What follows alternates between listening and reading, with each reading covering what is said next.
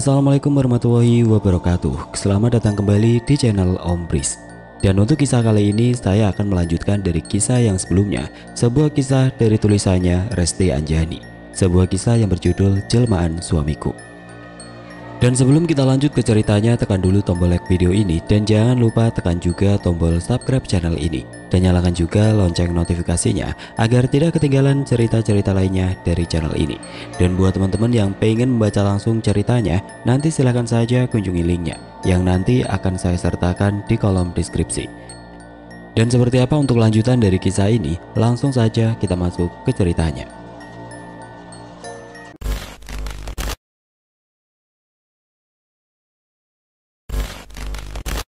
Selama aku berada di rumah Mbak Gendi, aku tidak mengabari Mas Rian karena terlalu fokus pada tujuanku. Aku langsung mencarger ponsel. Setelah ponselku hidup, kulihat banyak panggilan dan pesan dari Mas Rian yang tidak aku hiraukan. Aku menelpon Mas Rian. "Halo Mas, kamu di mana?" "Ya Allah Putri, kamu kemana saja? Mas sudah mencari kamu kemana-mana. Kenapa baru menghubungi sekarang? Mas khawatir." Terdengar suara Mas Rian cemas. "Aku baik-baik saja Mas, nanti aku ceritakan di rumah. Sekarang kamu pulang." Beberapa saat kemudian Mas Rian pulang dengan Giska serta Mbak Yuni. "Putri, kamu kemana saja? Mbak sudah mencari-cari tapi gak ketemu. Mbak takut terjadi sesuatu kepadamu." Aku langsung menggendong Giska. Rindu sekali rasanya karena sudah beberapa hari aku tidak bertemu dengannya. Aku menciumi dan memeluk anakku. "Jawab Put," kata Mas Rian sedikit marah. "Setelah pulang dari rumah Mbak Romo, aku pergi menemui Siska untuk meminjam uang untuk modal kita usaha Mas. Lalu aku mencari pekerjaan kesana kesini tapi belum dapat." "Seharusnya kamu kabari Mas. Mas di sini khawatir. Telepon gak diangkat, pesan gak dibalas. Giska nangis terus." "Iya Mas, maaf." "Ya sudah, yang penting Putri sudah kembali dan baik-baik saja. Kalian jangan bertengkar," kata Mbak Yuni menengahi. Benar saja yang dijanjikan Mbak Gendi. Seminggu sesudah melangsungkan pernikahan dengan genderuwo itu, Mas Rian ditawari pekerjaan oleh teman lamanya untuk bekerja di sebuah pabrik dengan penghasilan yang menggiurkan. Penghasilan yang didapat Mas Rian kemudian aku sisihkan untuk kembali membuka warung sembako yang berkembang menjadi sebuah toko sembako yang menyediakan berbagai keperluan orang desa. Dalam waktu 3 bulan aku bisa melunasi hutang dan merenovasi rumah. Kesuksesan ini tentu saja membuatku lebih bersemangat untuk membahagiakan suamiku yang pertama Mas Rian, serta suamiku kedua genderuwo dan anakku Giska. Hanya saja kekayaan yang aku miliki sekarang tidak melepaskan aku dari masalah. Di suatu malam, Giska mengalami sesak nafas sehingga membuat aku dan Mas Rian harus membawanya ke rumah sakit. Di rumah sakit umum yang ada di daerah, dokter yang menangani Giska merasa heran karena tidak mendapati satu penyakit pun di dalam tubuh Giska. Aku dan Mas Rian tetap berusaha membawa Giska ke rumah sakit terbaik yang ada di kota. Mas Rian terlihat sangat terpukul melihat keadaan Giska yang semakin memburuk. Begitupun juga denganku. Biaya yang kami keluarkan untuk Giska sangat banyak, tapi untunglah uang itu sekarang bukan menjadi persoalan. Karena semenjak aku menikah dengan genderuwo itu, uang bisa dengan mudah aku dapatkan. Kami menunggu di luar ruangan. Giska sedang diperiksa oleh beberapa dokter spesialis anak yang ada di rumah sakit. Setelah beberapa jam melakukan pemeriksaan, datanglah seorang perawat memanggil kami untuk menemui dokter di ruangannya. Di sana dokter menjelaskan penyakit Giska. "Saya sudah memeriksa anak ibu. Dari hasil lab dan ronsen tidak ditemukan penyakit apapun." "Bagaimana bisa dok? Anak saya terlihat sesak nafasnya. Mana mungkin gak ada penyakit apapun." "Ini adalah penyakit langka yang baru saya tangani. Saya harap bapak dan ibu sabar dan tenang. Kami pasti akan berusaha untuk menemukan penyakitnya dengan pemeriksaan lebih lanjut. Ibu dan bapak terus berdoa untuk kesembuhan putri kalian." "Baik dok, lakukan apa yang terbaik. Masalah biaya nggak jadi masalah, yang penting anak saya sembuh." Setelah mendengar penjelasan dari dokter, kami keluar ruangan. Ini sudah kedua kalinya hasilnya dokter tidak menemukan penyakit apapun. Saat aku kembali keluar, tiba-tiba aku melihat perawat dan dokter masuk ke dalam kamar rawat inap Giska. Wajah mereka terlihat panik. 2 orang perawat berlarian keluar ruangan mengambil alat medis. Apa yang terjadi? Aku dan Mas Rian masuk ke dalam ruangan. Terlihat Giska seperti kejang-kejang. Lalu dalam hitungan detik, tubuh Giska berhenti bergerak. Dokter masih memeriksa Giska. Aku dan Mas Rian panik. Air mata mengalir di pipi kami berdua. Innalillahi wa inna ilaihi roji'un, kata dokter dan perawat yang memeriksa. Dok, anak saya kenapa dok? Tanya Mas Rian. Maaf pak, kami sudah berusaha semaksimal mungkin, tapi Allah berkehendak lain. Allah lebih sayang anak bapak. Saya harap bapak bisa sabar dan menerimanya. Bapak harus ikhlas. Saya turut berduka cita. Mas Rian langsung berlutut di lantai. Dia mengusap wajahnya dengan kedua tangan. Dia menangis. Aku langsung menghampiri Giska. Kulihat balita mungil itu sudah tidak bernyawa. Aku menggendong dan memeluknya. Giska, kenapa kamu tinggalkan mama nak? Kataku dengan air mata berderai.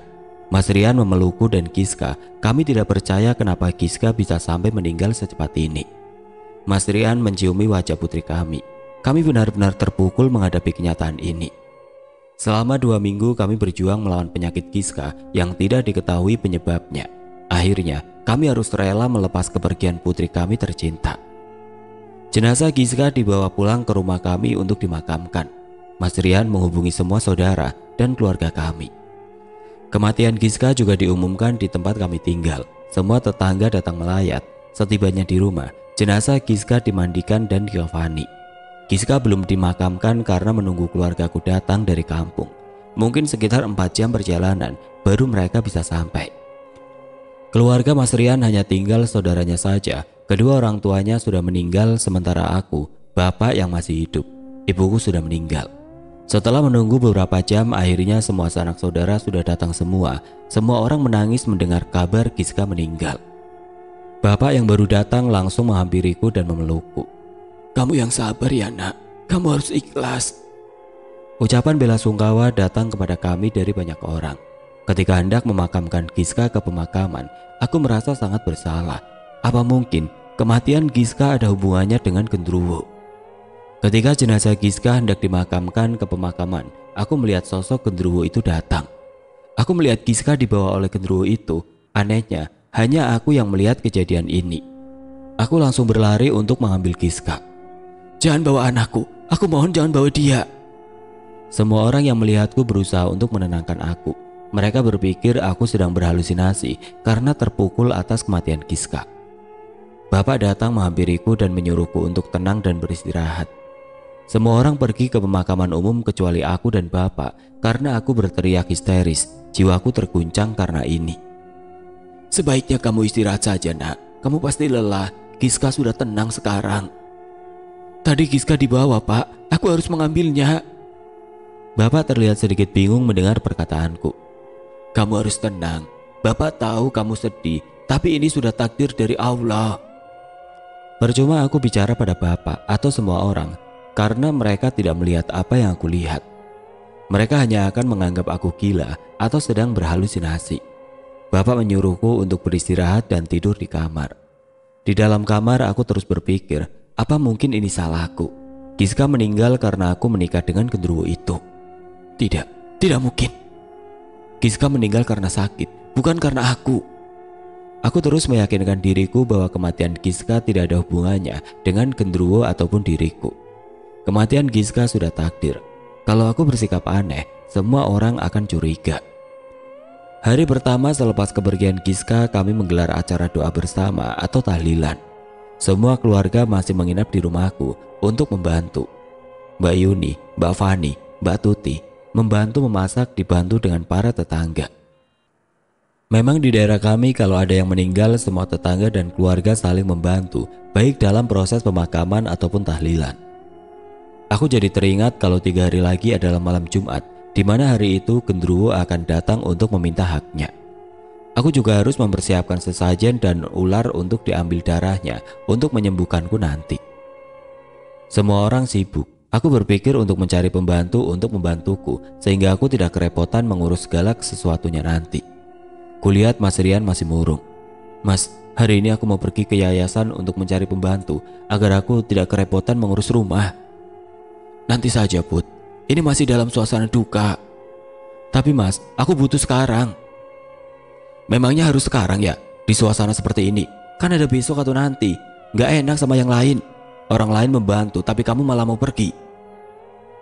Aku tidak menghiraukan ucapan Mas Rian. Aku tetap harus pergi mencari pembantu sekarang. Aku dikejar waktu. Aku pun pergi keluar tanpa berpamitan. Bapak yang melihatku pergi mengejarku. Put, kamu mau kemana? Putri mau keluar dulu sebentar pak, ada perlu, Putri buru-buru, kataku yang langsung pergi. Bapak menatapku penuh curiga. Akhirnya aku mendapat 2 pembantu yang bisa aku bawa pulang ke rumah hari ini juga, yaitu Bi Ija dan Mang Kardi. Memang ini terkesan buru-buru, tapi ya mau bagaimana lagi, aku tidak mungkin mengurus semuanya sendirian. Sesampainya di rumah, aku lihat persiapan untuk tahlilan nanti malam sudah selesai. Malam pun tiba. Semua tetangga dan keluarga berdatangan ke rumahku untuk berdoa bersama. Kami semua berkumpul di ruang tamu yang kini sudah mulai cukup besar karena sudah direnovasi. Tahlilan baru akan dimulai, tapi perasaanku tidak enak. Udara di dalam rumah pun terasa panas. Baru saja seorang ustadz mengucapkan bismillah, tiba-tiba lampu di ruang tamu tempat kami berkumpul padam. Anehnya, hanya lampu itu saja yang padam, sementara lampu yang lainnya menyala. Akhirnya Mas Rian dan bapak-bapak membetulkan lampu dan menggantinya sehingga dapat menyala kembali. Kami pun kembali melanjutkan untuk berdoa, tapi aku langsung pergi. Mas, aku sakit perut, aku mau ke WC dulu. Mas Rian hanya mengangguk, padahal sebenarnya aku tidak sakit perut. Tapi justru aku ketakutan kalau mendengar ayat suci Al-Quran dibacakan. Entah kenapa aku jadi begini. Aku berdiam diri di kamar sampai acara tahlilan selesai. Mas Rian datang menghampiriku. Kok kamu malah diam di kamar sih? Bukannya ikut berdoa? Aku gak enak badan mas. Ya sudah, kamu istirahat saja. Keesokan harinya semua keluarga pulang kembali ke rumahnya masing-masing, termasuk bapak. Nak, kamu jaga diri baik-baik ya. Nak Rian, tolong jaga Putri ya. Bapak titip Putri. Semoga kalian selalu sehat dan tabah dalam menghadapi segala ujian hidup, kata bapak menasihati. Iya pak, terima kasih bapak sudah datang ke sini. Saya berjanji akan terus menjaga Putri. Sebenarnya ada perasaan bersalah kepada Mas Rian karena aku telah mengkhianati Mas Rian. Meskipun ibaratnya aku berselingkuh bukan dengan manusia, melainkan dengan makhluk halus. Put, kamu juga harus kuat. Semoga kalian juga cepat dapat momongan lagi sebagai obat pelipur lara kalian. Bapak dan semua saudara pun pergi. Akhirnya tinggal kami berdua dan 2 pembantu di rumah. Semenjak Giska meninggal, rumah jadi sepi. Malam pun tiba, aku dan Mas Rian tidur. Tiba-tiba saja aku bangun karena mendengar suara tangisan. Tangisan itu tidak asing lagi, suaranya seperti suara tangisan Giska. Tangisan itu semakin lama semakin kencang sehingga memegahkan telingaku. Aku menutup telinga dengan kedua tanganku, tapi tangisan itu masih tetap terdengar. Anehnya, Mas Rian malah tetap tidur. Mas, bangun mas, Giska menangis. Aku menggerak-gerakkan tubuh Mas Rian agar dia bangun. Mas Rian menatap aneh. Kamu kenapa Put? Mas, kamu denger gak? Itu Giska menangis, suaranya kencang sekali. Telingaku sampai sakit mendengarnya. Mas Rian heran melihatku. Giska sudah gak ada Put, kamu harus sabar. Jelas-jelas aku mendengar suara tangisan Giska, tapi kenapa Mas Rian tidak mendengarnya? Tangisan pilu Giska semakin jelas terdengar di telingaku dan sangat menyayat hati. Ada apa denganku sebenarnya? Mungkin karena aku belum siap kehilangan Giska, jadi aku sering merasa kalau roh Giska masih ada dan terjebak di rumah ini. Entah kenapa aku selalu berpikiran seperti itu. Hari sudah pagi, aku membuka toko sembako milikku seperti biasanya dan Mas Rian sudah mulai bekerja kembali. Mang Kardi, bisa tolong bantu saya carikan ular? Mang Kardi terdengar kaget mendengar permintaanku. Ular untuk apa bu? Mang Kardi takut dipatuk. Pokoknya cari aja Mang, nyuruh siapa atau bagaimana caranya, pokoknya ular itu harus ada sekarang ini juga. Apapun jenis ular tersebut gak jadi masalah. Sebelum dibawa ke sini, ular itu buang dulu racun atau bisanya. Mang Kardi terlihat berpikir. Ini uangnya, Mang Kardi hari ini boleh pergi kemana saja untuk mencari ular tersebut, kataku sambil memberikan uang sekitar 5 juta. Ini uangnya banyak banget bu. Itu uang untuk membeli ular itu. Berapapun harganya harus dibeli, yang penting ular itu ada. Mang Kardi pun pergi dengan wajah kebingungan. Entah kemana dia akan mencari ular tersebut. Aku tidak peduli. Bi Ija aku suruh membersihkan semua pekerjaan rumah. Toko sembako milikku sangat ramai dikunjungi pembeli, bahkan hampir tidak pernah sepi. Di dalam toko itu aku menaruh sebuah kendi berukuran kecil yang di dalamnya aku simpan beberapa helai bulu milik genderuwo itu yang terbungkus kain kafan. Kemungkinan itu yang menyebabkan tokoku menjadi laris. Aku menyimpannya di dekat bawah kolong meja kasir yang kututupi dengan kardus agar tidak ada yang melihatnya dan curiga. Aku tidak pernah mengizinkan siapapun membersihkan area kasir karena takut kendi itu diambil atau hilang, karena pantangannya benda itu tidak boleh hilang sama sekali. Mas Rian bekerja berangkat pagi dan pulang sore hari, sementara aku menutup toko ini hanya sampai pukul 7 malam. Hari sudah sore, akhirnya Mang Kardi pulang dan menghampiriku ke toko. Dia terlihat menenteng sebuah karung kecil. Aku tersenyum melihatnya, karena aku yakin Mang Kardi telah berhasil membawa ular pesananku. "Bu, ini." "Mang, kita bicaranya di rumah saja," kataku memotong pembicaraan Mang Kardi karena takut kedengaran oleh pelangganku. Mang Kardi pun mengangguk dan pergi ke rumah disusul aku kemudian, setelah menitipkan tokoku pada Bi Ija. "Gimana Mang, ada ularnya?" tanyaku sedikit pelan berbicara. "Ada Bu, ini Mang Kardi nyarinya jauh. Mang Kardi menyuruh teman Mang Kardi, untunglah dapat." Mang Kardi memberikanku karung berisi ular tersebut. Aku langsung menghindar karena takut. "Ini racunnya sudah dibuang kan Mang?" "Belum Bu, Mang Kardi dan teman Mang Kardi, Ujang, gak tahu cara membuang racunnya. Jadi mulut ular itu hanya Mang Kardi ikat rapat dengan lakban agar tidak bisa menggigit." Iya bagus Mang, terima kasih ya." "Ini Bu sisa uangnya. Mang Kardi hanya membeli uang ini sebagian untuk upah Ujang karena telah membantu mencari ular tersebut." "Uang itu buat Mang Kardi saja, tapi jangan bicarakan hal ini pada siapapun ya," kataku yang langsung pergi membawa ular tersebut ke dalam kamar tempat aku melakukan ritual nanti. Aku pun membersihkan semua area kamar, kusiapkan bunga 7 rupa bersama lilin-lilin kecil untuk nanti. Setelah menyimpan ular tersebut, aku pun menguncinya kembali. Memang aku sengaja menyiapkan kamar khusus yang tidak boleh dimasuki oleh siapapun termasuk suamiku. Rumah ini menjadi sangat besar setelah aku renovasi, memiliki 5 kamar. 1 kamar di paling ujung sengaja aku buat khusus tempat aku melayani genderuwo itu. Mas Rian tidak pernah mengetahuinya karena aku beralasan kamar itu digunakan untuk gudang dan aku selalu mengunci kamar tersebut. Selama ini Mas Rian tidak pernah curiga karena sibuk bekerja, sementara malam hari dia gunakan untuk beristirahat. Semua pembantu juga aku larang untuk memasuki kamar tersebut. Hari sudah malam, aku tidak bisa tidur karena tepat pukul tengah malam nanti aku harus bertemu genderuwo itu. Mas Rian memelukku dari belakang dan membelai rambutku. Ini biasanya pertanda dia memberikan kode untuk meminta aku menunaikan nafkah batin. Tapi kan aku hari ini harus melayani genderuwo itu, jadi aku harus menolak Mas Rian secara halus agar dia tidak curiga. Aku pun pura-pura sudah tidur. Kupikir Mas Rian akan menyerah, tapi ternyata dia malah terus menggerayangi tubuhku, tapi aku langsung menepisnya. "Mas, aku ngantuk banget, nanti saja ya." "Kita kan sudah lama gak melakukan ini Put, memangnya kamu gak rindu sama Mas?" "Bukannya begitu Mas, tapi aku lelah sekali, tadi toko ramai pengunjung." "Sekali ini saja Put, siapa tahu kita bisa cepat dapat momongan," kata Mas Rian sedikit memaksa. Aku harus beralasan apa lagi agar Mas Rian tidak curiga. "Besok saja ya Mas, aku janji, sekarang aku benar-benar letih." "Ya sudah," jawab Mas Rian sambil mendengus kesal. Mas Rian pun tidur membelakangiku, sementara aku mencoba untuk tetap tenang dan berharap agar Mas Rian segera terlelap tidur. Waktu menunjukkan pukul 12 malam tepat. Aku masih terjaga karena harus menyelesaikan tugasku malam ini. Aku pura-pura bergerak dan memincingkan mataku. Kulihat mata Mas Rian sudah terpejam, sepertinya dia sudah tidur. Aku pun mulai turun dari ranjang secara perlahan. Aku tidak ingin ketahuan dan membuat Mas Rian terbangun. Aku mulai melangkahkan kakiku pelan-pelan.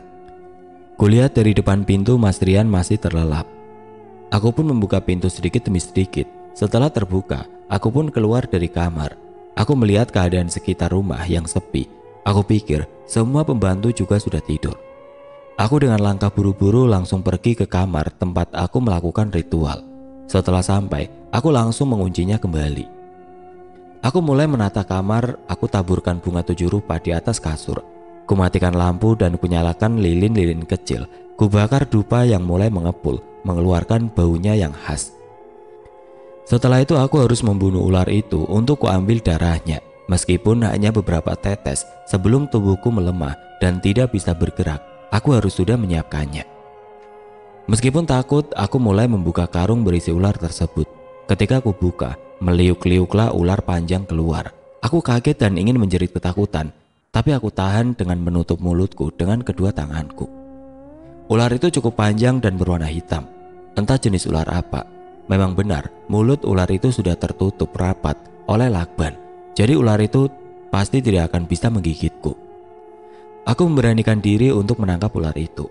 Ketika aku pegang ular itu, terasa licin dan sedikit berlendir di tanganku, membuatku merasa geli dan jijik. Setelah aku tangkap, aku mengambil pisau dan memotong ular itu sehingga mengeluarkan darah. Aku langsung memasukkan darah ular itu ke dalam gelas, meskipun hanya beberapa tetes. Aku menyimpan gelas berisi darah ular itu di samping meja dekat ranjangku, agar aku mudah menjangkaunya nanti. Aku pun mulai melepaskan seluruh pakaianku dan duduk di atas ranjang seperti orang bersemedi. Aku memanggil genderuwo itu untuk datang. Kututup mataku dan membacakan mantra yang diajarkan Bagendi untuk memanggil genderuwo itu. Datanglah, aku sudah siap. Ranjang mulai bergetar pertanda genderuwo itu akan datang. Beberapa detik kemudian terdengar geraman. Aku pun membuka mataku dan akhirnya kami melakukan persetubuhan. Permainan genderuwo itu sungguh sangat dahsyat, membuatku merasakan kenikmatan yang tidak pernah aku dapatkan. Aku terus saja melakukan persetubuhan dengan genderuwo itu. Setelah hampir 4 jam barulah selesai dan genderuwo itu pergi. Kurasakan sakit di sekujur tubuhku. Aku pun merangkak untuk mengambil darah ular itu. Rasanya untuk bergerak pun sangat susah. Tulang-tulangku rasanya remuk semua. Akhirnya dengan susah payah aku bisa mengambil gelas berisi darah ular itu dan mengambilnya. Setelah meminumnya, aku pun terlelap tidur. Putri, terdengar suara Mas Rian memanggilku. Sepertinya hari sudah pagi. Kukenakan semua pakaianku dan kurapikan rambutku yang acak-acakan. Setelah itu aku keluar untuk menemui Mas Rian agar dia tidak curiga. Kulihat Mas Rian sudah bersiap-siap untuk pergi berangkat bekerja. Put, kamu dari mana saja? Mas cari-cari gak ada dari subuh. Tanya Mas Rian curiga. Apa yang harus aku katakan? Aku habis pergi mengecek toko sembako untuk melihat apa saja yang habis mas. Sampai akhirnya aku ketiduran di sana. Masa sih? Mas cari ke sana juga gak ada. Toko juga terkunci rapat. Iya mas, mungkin aku gak mendengar Mas Rian memanggilku karena toko juga aku kunci dari dalam. Oh ya sudah. Ketika aku membalikkan badan, Put, tunggu sebentar, kata Mas Rian yang langsung menghampiriku dan menatapku, lalu mengendus-ngendus hidungnya ke tubuhku. Lalu Mas Rian langsung pergi lari ke kamar mandi seperti ingin muntah. Aku menyusulnya karena khawatir. Mas, kamu kenapa? Benar saja Mas Rian muntah di kamar mandi. Put, kok bau badanmu anyir sekali dan bau bangkai? Mas sampai gak tahan menciumnya, kata Mas Rian sambil menutup hidungnya. Masa sih mas? Aku pun mencium bau badanku tapi tidak mencium bau apapun. Iya Put, kamu sebenarnya habis pergi dari mana sih? Kok baunya begini? Mungkin bau anyir itu dari darah ular yang aku minum semalam. Bagaimana aku menjelaskan hal ini pada Mas Rian? Mungkin karena aku belum mandi mas, makanya jadi bau begini. Gak mungkin Put, ini tuh bau bangkai dan bau anyir, bukan bau badan, kata Mas Rian yang membuatku bingung harus beralasan apa lagi. Oh iya, aku lupa tadi kan subuh aku habis mengecek toko sembako. Ternyata ada telur yang busuk tidak sengaja mengenai bajuku. Mas Rian mengernyitkan alisnya, seakan tidak percaya dengan jawabanku. Ya sudah, aku mandi dulu ya mas, kataku yang langsung mengalihkan pembicaraan sebelum aku terpojok dengan pertanyaan Mas Rian. Untung saja aku pandai membuat alasan. Mudah-mudahan saja Mas Rian tidak curiga. Aku pun segera mandi dan membersihkan badanku. Aku memakai lulur, memakai minyak wangi agar bau itu hilang. Setelah selesai, aku langsung membuka toko sembako dan Mas Rian sudah berangkat bekerja. Hari masih pagi, tapi ibu-ibu tetangga sudah mengantri di tokoku. Mereka membeli beras, telur, mie instan, minyak, dan keperluan sehari-hari lainnya. Padahal toko dan warung sembako di kampung ini ada banyak, tapi mereka rela mengantri untuk membelinya di sini. Mungkin itu karena pengaruh dari genderuwo. Aku sampai kewalahan menghadapi pembeli yang membludak. Sepertinya aku harus mencari lagi pekerja yang bisa membantuku di toko. "Put, tokonya ramai banget. Ibu bantu ya," kata Bu Vina yang datang untuk membeli mie instan dan terigu. "Boleh Bu, kebetulan saya lagi kewalahan." "Toko kamu maju pesat ya Put. Harusnya kamu mencari orang untuk membantu kamu." "Iya Bu, nanti saya akan mencari pekerja lain." Aku langsung menelpon Bi Ija agar membantuku di toko. Tidak terasa hari sudah sore. Pembeli masih ada saja yang datang. Mas Rian sudah pulang, akhirnya ikut turun tangan juga untuk membantuku. Kulihat stok barang yang ada di toko hampir ludes. Aku harus segera menelpon penyuplai agar segera mengisi sembako yang sudah habis. "Kalau tahu bakal aku begini, dari dulu saja ya kita jualan sembako," kata Mas Rian senang. "Iya Mas, toko ini berkembang pesat, keuntungannya yang kita dapat juga sangat banyak," kataku sambil menghitung perolehan uang yang aku dapatkan. Tiba-tiba saja datang Bu Fatma, pemilik toko sembako lainnya yang jarak rumahnya tidak terlalu jauh denganku. Dia datang dengan wajah penuh amarah bersama suaminya yang terlihat mencoba menenangkannya dan menarik tangan Bu Fatma agar pergi dari tokoku. Aku dan Mas Rian hanya bisa saling pandang karena tidak tahu apa yang terjadi. Brak! Tiba-tiba saja Bu Fatma menggebrak meja kasirku, membuat aku, Mas Rian dan beberapa pelangganku kaget.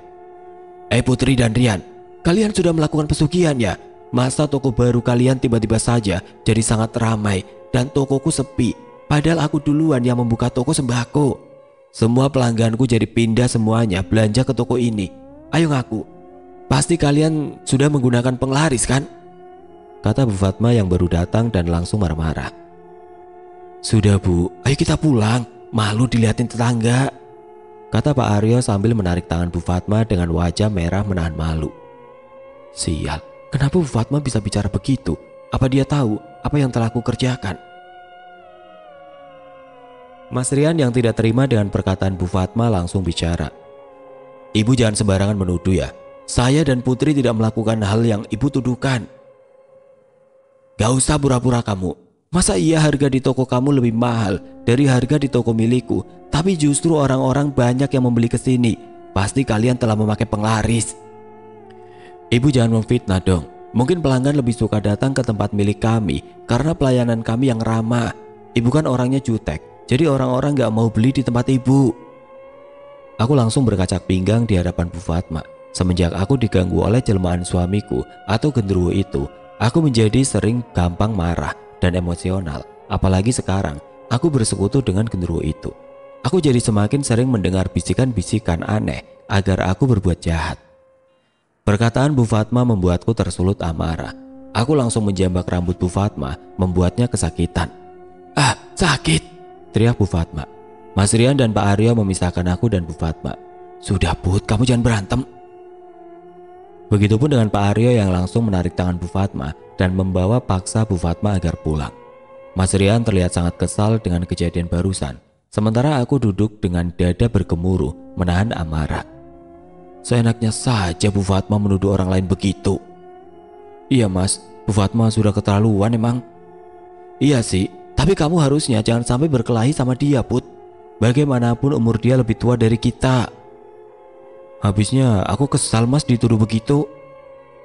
"Awas saja kamu Bu Fatma, akan aku buat kamu menyesali perkataanmu." Jam menunjukkan pukul 7 malam. Aku harus segera menutup toko milikku. "Mas, cepat tutup tokonya," kataku pada Mas Rian yang masih membantuku berjualan. "Nanti saja Put, ini kan masih ada yang membeli." Tanpa menghiraukan perkataan Mas Rian, aku segera menutup pintu toko. "Kamu kenapa sih Put? Aneh banget. Ini kan baru jam 7 malam, pembeli juga masih banyak. Kenapa terburu-buru menutupnya?" "Ini sudah malam Mas, waktunya kita istirahat. Lagian kan kamu baru pulang bekerja dan langsung membantuku ke sini. Pasti kamu juga lelah." Mas Rian hanya terdiam dan menurut. Seandainya dia tahu bahwa ini adalah salah satu pantangan bahwa aku tidak boleh membuka toko milikku lebih dari jam 7 malam. Hari ini aku menyuruh Mas Rian untuk mencari pekerja yang bisa membantuku di toko. Mas Rian mengusulkan agar Ningrum adiknya yang membantuku menjaga toko. Sebenarnya aku tidak ingin memperkerjakan saudara sendiri, tapi Mas Rian tetap mengusulkan Ningrum yang bekerja karena tidak ingin berdebat, aku pun menyetujuinya. Ningrum sudah mulai bekerja hari ini. Dia masih muda dan rajin, tapi ada hal yang tidak aku sukai, yaitu dia rajin beribadah. Entah kenapa aku jadi tidak suka padanya karena sifatnya itu. Setiap waktu dia selalu mengerjakan sholat tepat waktu. Dia selalu mengingatkan dan mengajakku sholat, tapi aku tidak pernah menggubrisnya dengan berbagai alasan. Ning, kalau kamu mau sholat di masjid saja, jangan di toko ataupun di rumah. Memangnya kenapa, Mbak? Sudah, kamu ikuti saja perintah Mbak. Jangan banyak bertanya.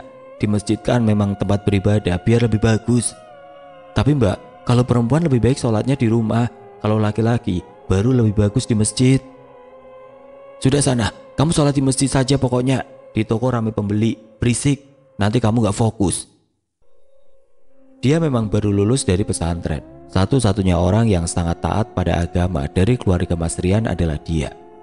Seperti biasa, aku menutup toko jam 7 malam. Semenjak bekerja, aku mengajak Ningrum untuk menginap di rumah kami. Ning, ayo kita makan dulu. Kamu pasti capek seharian bekerja. Ayo Mbak. Aku, Mas Rian, dan Ningrum makan malam bersama di rumah. Ningrum membantu Bi Ija menyiapkan makanan untuk kami. Tiba-tiba saja, Ningrum terdengar berteriak dari arah dapur, membuat aku dan Mas Rian berlari menghampirinya. Kulihat wajah Ningrum ketakutan bersama Bi Ija. Ada apa, Ning? Tanya Mas Rian cemas. Itu Mas, di kantong plastik berwarna hitam ada potongan ular. Kok bisa? Dari mana kamu dapatkan itu? Itu ada di tempat sampah kecil yang ada di dapur, Mas. Tadi aku mau membuang sampah. Tidak sengaja aku melihat kantong plastik itu sedikit terbuka. Ketika aku lihat ternyata ada potongan tubuh ular, Mas. Itu ular yang dibunuh Mang Kardi, Mas. Soalnya waktu itu masuk ke dalam halaman rumah. Sudahlah, lagian kan ularnya sudah mati. Gak usah diributkan lagi. Ya sudah, cepat buang semua sampahnya Bi Ija dan bilang Mang Kardi untuk memotong rumput di halaman depan. Takutnya ada ular lagi yang masuk ke dalam rumah. Kami pun akhirnya makan malam, tapi Ningrum tidak makan dengan alasan masih jijik melihat potongan ular tadi. Malam semakin larut. Kami semua sudah terlelap tidur. Tiba-tiba saja ada yang menjerit membuat aku dan Mas Rian terbangun. Dari suaranya itu seperti suara Ningrum. Mas Rian dengan cepat berlari keluar kamar untuk melihat apa yang terjadi, disusul dengan aku yang mengikuti. Ada apa lagi sih? Kulihat Ningrum sedang berdiri di depan pintu tempat aku melakukan ritual. Mas, aku takut Mas, kata Ningrum dengan wajah pucat dan ketakutan. Kamu kenapa Ning? Apa yang terjadi? Aku takut Mas, tadi aku mendengar suara geraman di dalam kamar itu. Itu cuma gudang, gak ada apa-apa di sana. Cuma ada barang-barang yang sudah tidak terpakai. Tapi aku mendengar dengan jelas Mbak. Tadi aku mau ke dapur mengambil air minum, lalu aku melihat sekelebat bayangan hitam masuk menembus dinding kamar itu, disertai suara geraman yang menggelegar. Jangan-jangan itu adalah genderuwo yang waktu dulu sering mengganggu kamu, Put. Dan sekarang genderuwo itu mengganggu Ningrum. Genderuwo apa, Mas? Ningrum memang tidak mengetahui perihal genderuwo yang selalu menggangguku waktu dulu, karena dia sedang mondok di pesantren waktu itu. Itu sudah gak ada lagi Mas, dia sudah lama pergi. Sudahlah Ningrum, sebaiknya kamu tidur sama Bi Ija. Kalau ada apa-apa, kamu minta antar sama Bi Ija. Hari ini Ningrum membuatku benar-benar kesal. Hampir saja semua rahasiaku terbongkar karenanya. Put, kamu merasa ada yang aneh gak sih dengan rumah ini? Aneh gimana sih Mas? Ya rumah ini terasa menyeramkan Put. Mas juga sering banget mimpi aneh tentang Giska. Sepertinya ada sesuatu yang janggal. Mungkin itu cuma perasaan Mas saja. Enggak Put, memang itu yang Mas rasakan. Apa karena kita jauh dari agama dan jarang beribadah ya Put? Sudahlah Mas, kamu jangan berpikiran macam-macam. Sebaiknya kamu istirahat, kataku dengan memejamkan mata pura-pura tidur. Entah apa yang ada di pikiran Mas Rian. Jangan sampai dia curiga. Kasihan ya Bu Fatma, dia sekarang lumpuh gak bisa jalan. Nanti sore aku mau menjenguknya. Terdengar suara Bu Imas dan Bu Tika berbincang-bincang saat berbelanja di toko milikku. Memangnya Bu Fatma kenapa Bu?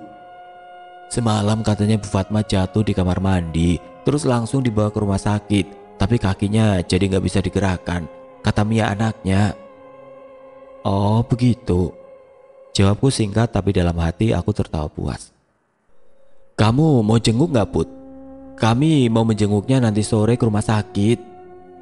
Kalian dulu saja ya, saya nanti saja, jawabku, padahal sebenarnya aku tidak sudi untuk menjenguknya. Put, bukannya beberapa hari yang lalu Bu Fatma kesini ya, berantem sama kamu? Kata Bulia yang waktu itu menyaksikan pertengkaranku dengan Bu Fatma. Iya, mungkin itu balasan untuk dia. Astagfirullah, kamu jangan ngomong begitu. Kasihan Bu Fatma, sedang kena musibah. Iya Bu, maaf, saya cuma masih kesal saja karena kejadian itu. Kamu yang sabar ya Put. Mungkin waktu itu Bu Fatma sedang marah karena cemburu melihat dagangan kamu laku. Iya Bu. Kenapa sih Bu Fatma gak mati saja sekalian? Gerutuku dalam hati. Bu, Pak, di luar ada Pak Aryo, katanya mau bertemu, boleh apa tidak? Tanya Mang Kardi.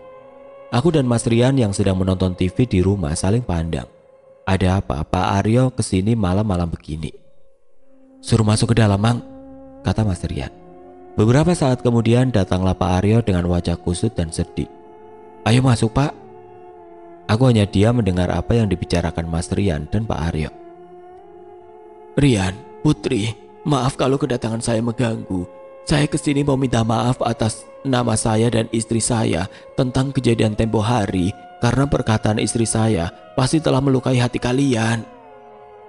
Tidak apa-apa kok Pak, saya awalnya memang sedikit kesal, tapi saya dan Putri sudah memaafkan dan melupakannya.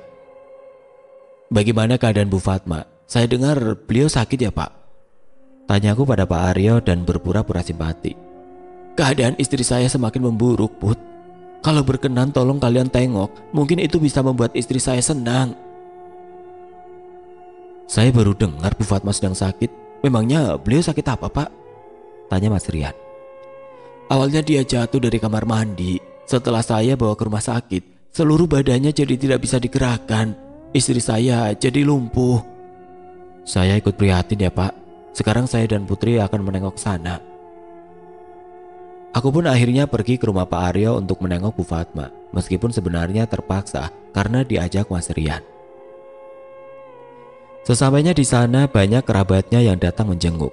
Aku dipersilakan masuk ke dalam kamar untuk melihat Bu Fatma. Keadaan Bu Fatma sangat memprihatinkan. Dia terbaring lemah, dia sama sekali tidak bisa menggerakkan badannya, seperti mayat hidup yang hanya bisa menggerakkan bola matanya saja. Melihat kedatanganku, raut wajah Bu Fatma seperti kaget. Aku dan Mas Rian mendekati Bu Fatma untuk melihat kondisinya. Tiba-tiba saja, bola mata Bu Fatma bergerak ke kanan dan ke kiri, seperti ada sesuatu yang dia cemaskan. Keadaan Bu Fatma langsung tidak stabil, dan terdengar suara mendengkur dari mulutnya. Mas Rian dan Pak Aryo yang melihatnya begitu panik. Lalu tiba-tiba saja tangan Bu Fatma bergerak, telunjuknya digerakkan menuju ke arahku, lalu terkulai begitu saja. Bu Fatma menutup mata untuk selamanya dan menghembuskan nafas terakhirnya. Innalillahi wa inna ilaihi rajiun. Semua orang menangis. Aku kaget melihat apa yang terjadi. Mas, ayo kita pulang saja. Nanti dulu Put, kita sebaiknya bantu dulu proses pemakaman Bu Fatma. Nggak enak, baru juga kita datang. Kematian Bu Fatma diumumkan di seluruh penjuru kampung. Semua kerabat dan tetangga berdatangan melayat. Mas Rian membantu Pak Aryo kesana kemari menyiapkan segalanya, sementara aku hanya diam termenung memikirkan kejadian tadi. Kenapa sebelum kematian Bu Fatma dia menunjuk ke arahku seolah ingin mengatakan sesuatu? Jenazah Bu Fatma akan dimakamkan malam ini juga karena kerabat semuanya dekat dan sudah datang semua. Jenazah Bu Fatma dimandikan sementara Mas Rian membantu menggali kubur bersama beberapa tetangga lainnya. Aku diam di dalam rumah Bu Fatma bersama Bu Vina, Bu Yuli, dan yang datang bersama untuk melayat. Umur nggak ada yang tahu ya, Bu Fatma meninggal terkesan mendadak, kata Bu Yuli. Iya, kita doakan saja semoga Bu Fatma diterima amal ibadahnya. Aku yang masih kaget hanya diam saja mendengar percakapan mereka. Saatnya jenazah Bu Fatma dimakamkan ke liang lahat, aku bersama tetangga lainnya ikut mengantar ke pemakaman umum.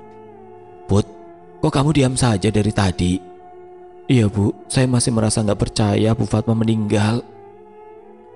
Malam semakin larut, terdengar suara jangkrik dan burung hantu bersautan membuat suasana di pemakaman umum terasa mencekam. Aku merasa dingin sekali karena angin malam yang berembus kencang. Setelah semua selesai, semua orang pulang. Begitupun aku dengan Mas Rian berjalan pulang. Pepohonan di sekitar area jalan seakan melambai-lambai membuatku bergidik ngeri. Ketika aku melihat ke arah pohon pisang, aku terkejut bukan main. Kulihat sekelebat bayangan putih menyerupai Bu Fatma dan matanya melotot melihatku. Aku pun ambruk seketika karena rasa takutku yang sudah berlebihan. Beberapa warga dan Mas Rian mengangkat aku menuju rumah karena aku tidak sadarkan diri. "Put, bangun Put," terdengar samar-samar suara Mas Rian. Aku mulai membuka mataku perlahan. "Mas Rian, aku takut Mas." "Takut apa Put?" "Bu Fatma Mas, dia melototiku, sepertinya dia marah pada aku." "Bu Fatma sudah gak ada Put, kamu tenang ya." "Tapi aku takut Mas, tolong jangan tinggalkan aku." Akhirnya kami tidur sambil berpelukan karena takut. Wajah Bu Fatma terus saja terbayang-bayang di dalam pikiranku malam ini. Apalagi tatapannya saat terakhir kali melihatku. Pagi-pagi sekali aku mual dan muntah. Badanku pun terasa meriang, sepertinya aku sakit. Mas Rian yang melihatku langsung membopongku dan memijit keningku. "Kamu kenapa Put? Kamu sakit ya?" "Iya Mas, kepalaku pusing sekali." "Ya sudah, kamu istirahat saja biar Ningrum yang menjaga toko. Mas izin dulu sebentar bekerja dan akan mengantar kamu periksa ke dokter," kata Mas Rian. Aku hanya mengangguk lemas.